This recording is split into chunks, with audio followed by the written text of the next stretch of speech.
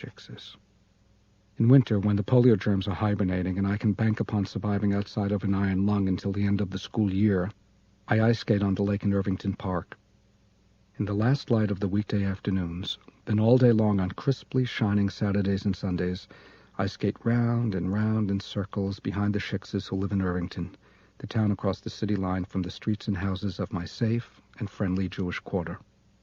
I know where the Shiksas live from the kinds of curtains their mothers hang in the windows.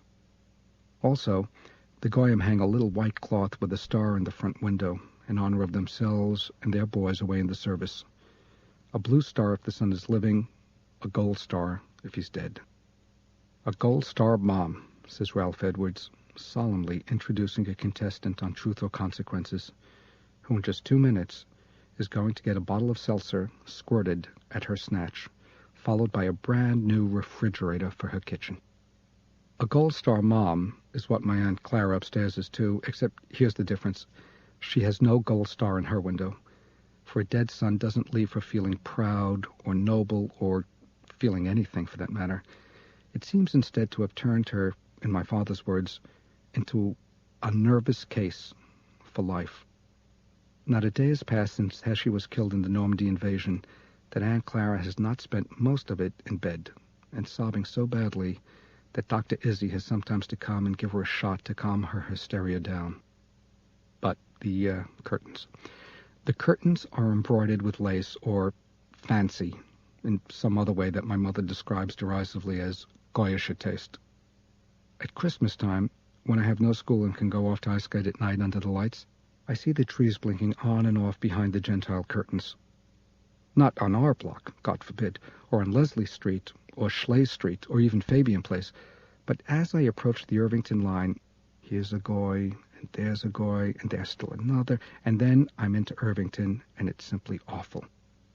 Not only is there a tree conspicuously ablaze in every parlor, but the houses themselves are outlined with colored bulbs advertising Christianity, and phonographs are pumping Silent Night out into the street as though it were the national anthem. And on the snowy lawns are set up little cutout models of the scene in the manger. Really, it's enough to make you sick. How can they possibly believe this shit? Not just children, but grown-ups too, stand around on the snowy lawns, smiling down at pieces of wood 6 inches high that are called Mary and Joseph and Little Jesus.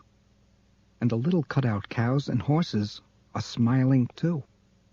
God, the idiocy of the Jews all year long, then the idiocy of the Goyim on these holidays. What a country. Is it any wonder we're all of us half-nuts? But the Shiksas, the Shiksas are something else again. Between the smell of damp sawdust and wet wool in the overheated boathouse, and the sight of their fresh, cold blonde hair spilling out of their kerchiefs and caps, I am ecstatic. Amidst these flushed and giggling girls, I lace up my skates with weak, trembling fingers, and then, out into the cold and after them, I move. Down the wooden gangplank on my toes, and off into the ice behind a fluttering covey of them.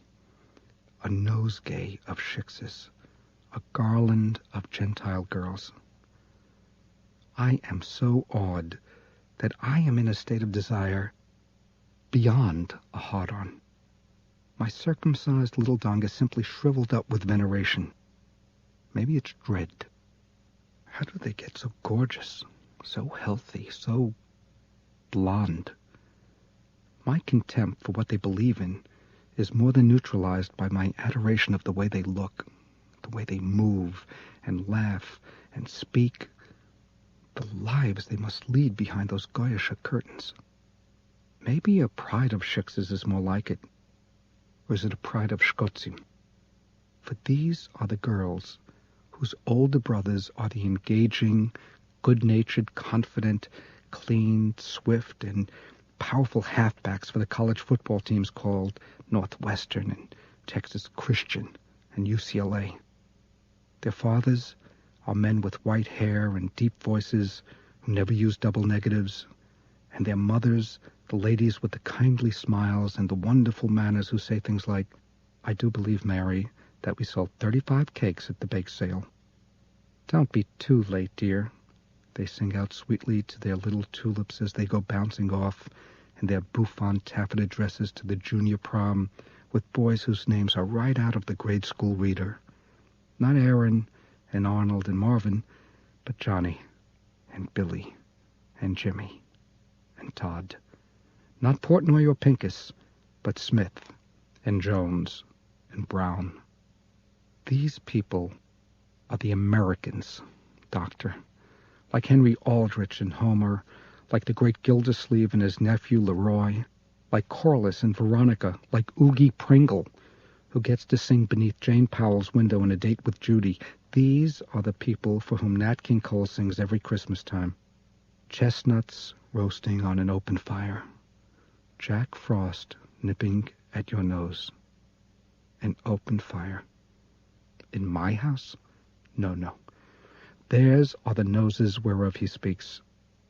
Not his flat black one, or my long bumpy one, but those tiny, bridgeless wonders whose nostrils point northward automatically at birth, and stay that way for life. These are the children from the coloring books come to life. The children they mean on the signs we pass in Union, New Jersey, that say, "Children at play," and "Drive carefully, we love our children." These are the girls and boys who live next door.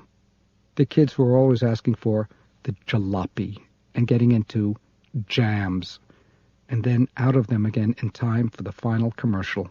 The kids whose neighbors aren't the Silversteins and the Landows, but Fibber McGee and Molly, and Ozzie and Harriet and Ethel and Albert, and Lorenzo Jones and his wife Belle, and Jack Armstrong. Jack Armstrong, the all-American Goy, and Jack as in John, not Jack as in Jake, like my father. Look, we ate our meals with that radio blaring away right through to the dessert. The glow of the yellow station band is the last slide I see each night before sleep. So don't tell me we're just as good as anybody else. Don't tell me we're Americans just like they are. No, no. These blonde-haired Christians are the legitimate residents and owners of this place, and they can pump any song they want to into the streets, and no one is going to stop them either. Oh, America, America. It may have been gold in the streets to my grandparents. It may have been a chicken in every pot to my father and mother, but to me, a child whose earliest movie memories are of Anne Rutherford and Alice Faye, America is a Shiksa nestling under your arm whispering, love, love, love, love, love.